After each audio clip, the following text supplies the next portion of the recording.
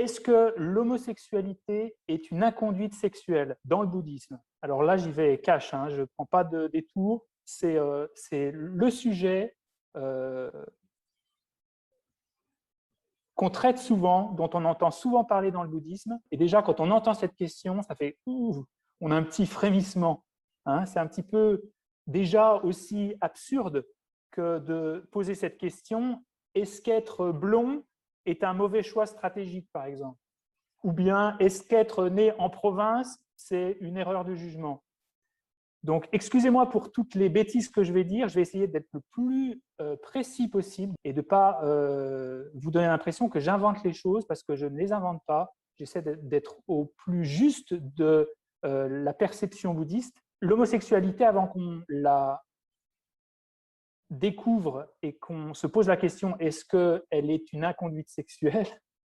Cette question assez dure. On va d'abord essayer de savoir qu'est-ce que l'homosexualité. Donc là, dans le bouddhisme, on est souvent intéressé par la définition des termes. Avant de se dire est-ce que quelque chose est bon ou mauvais, d'ailleurs, est-ce qu'on va se poser la question est-ce que c'est bon ou mauvais, on va essayer de poser la question qu'est-ce que l'homosexualité? Je ne vais pas essayer de la définir comme on la trouve dans le dictionnaire, je vais d'abord couvrir un peu ces définitions de l'entendement commun, ces définitions ordinaires, pour aller vers une définition un peu plus précise. Et vous allez voir la justification de trouver un périmètre le plus précis possible pour définir l'homosexualité, sans quoi tout le questionnement qui s'en suivra sera biaisé. Donc la première et la plus commune des définitions qu'on peut trouver à l'homosexualité, c'est avoir des relations sexuelles avec les personnes du même sexe. Bon.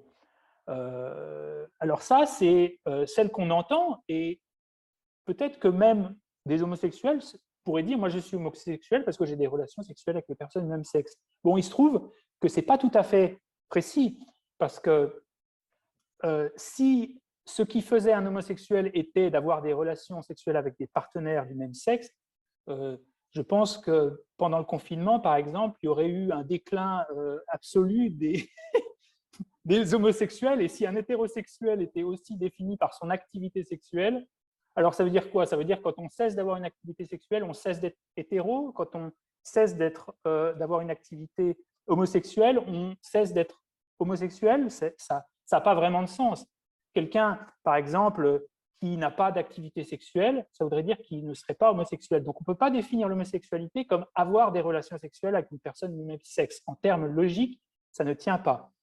Donc on pourrait raffiner un petit peu cette définition, c'est préférer principalement des relations sexuelles avec des personnes du même sexe. Sauf qu'il y a toute une partie de la population homo qui n'a pas envie d'avoir de relations sexuelles, s'appelle les asexuels. Ils n'ont pas envie d'avoir de relations sexuelles. Est-ce que ça veut dire qu'ils ne sont pas homosexuels? Non. Donc là, il faut raffiner encore la définition et voir que peut-être cette définition, ce serait de préférer des relations amoureuses ou sexuelles, principalement avec des personnes du même sexe. Mais alors ceux qui ne, par exemple, une personne qui a 70 ans, par exemple, qui ne veut plus avoir, qui a perdu son conjoint ou sa conjointe, qui ne veut plus ni avoir de relations sexuelles ou de relations amoureuses, est-ce qu'il cesse d'être homo? Parce que si la définition, c'est préférer principalement des relations sexuelles avec des personnes du même sexe, une personne qui ne les préfère pas parce qu'il n'est pas activement engagé dans aucune de ces relations, est-ce qu'il cesse d'être homo? Ça, c'est la question qu'on peut poser, et on voit que non. Donc, il faut aller un peu plus en détail pour la définir, cette homosexualité. Je ne sais pas la définir de manière précise, peut-être que vous, individuellement, vous aurez une façon beaucoup plus précise, mais en tout cas, c'est pour lancer le sujet. On pourrait dire, alors, une personne homosexuelle, c'est celui qui a une orientation à plus aimer les personnes du même sexe, que ce soit pour les relations amoureuses ou sexuelles. Qu'est-ce que ça veut dire, une orientation? Qu'est-ce que ça veut dire? Quand on est au lycée, qu'on va avoir une conseillère d'orientation, c'est qu'on veut choisir quelque chose. Voilà, je veux choisir mon orientation, je veux être orienté vers quelque chose. Quand on parle d'orientation sexuelle, on a l'impression qu'il y a une forme de choix. Est-ce que c'est vraiment un choix, ou à un moment, on a 15 ans et on se dit « Ah ouais, tiens, moi je vois tous les gens, ils sont hétéros, c'est chiant. pourquoi je ne serais pas homo, je serais un petit peu différent, les gens seraient sympas avec moi à l'école, je ne serais pas du tout marginalisé, tout va bien se passer. Donc, ah oui, tiens, je vais choisir ça, c'est un bon style de vie. Non, on voit que bon, l'homosexualité n'est pas quelque chose qui se choisit. Un pilote, par exemple, un pilote d'avion, il choisit à un moment de devenir pilote. Il n'est pas pilote par nature.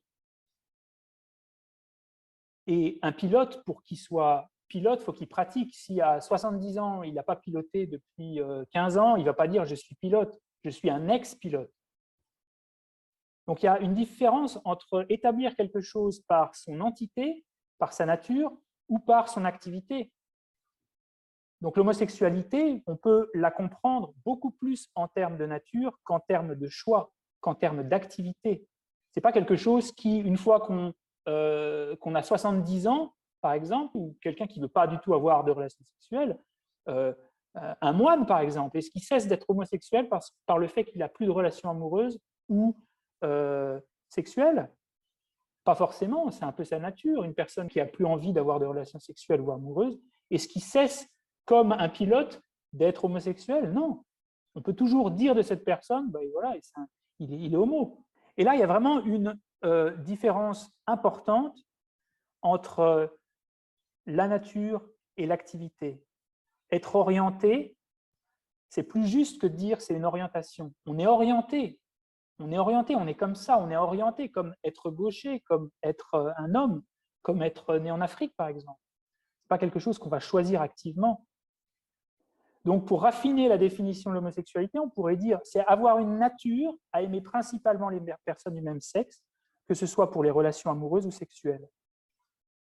Donc ça, ce n'est pas une définition gravée dans le marbre, on pourrait trouver beaucoup mieux. Mais en tout cas, c'est suffisant pour avoir déjà dégrossi un point essentiel qui a trait à l'homosexualité, c'est que l'homosexualité, c'est une nature. Ce n'est pas dépendant d'un comportement. L'homosexualité n'a rien à voir avec ce qu'on fait. Même si des homos peuvent s'identifier à ça, de se dire ouais, je suis homo parce que j'ai des relations sexuelles avec des personnes du même sexe. Essayons de voir ce qu'en pense le bouddhisme, avoir une nature, être plus enclin à aimer les personnes du même sexe, que ce soit pour des relations amoureuses ou sexuelles. On peut dire, en termes bouddhistes, on dirait c'est un karma qui complète, mais ce n'est pas quelque chose qui porte un jugement moral ou éthique. C'est complètement en dehors de l'éthique. En termes bouddhistes, on dira c'est neutre.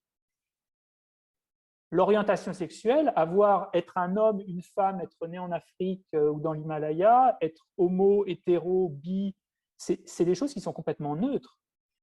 Donc, que dit le bouddhisme de l'homosexualité? Ben, il ne dit rien, il n'y a aucun problème. Il n'y a aucun problème avec l'homosexualité par le fait même que c'est neutre.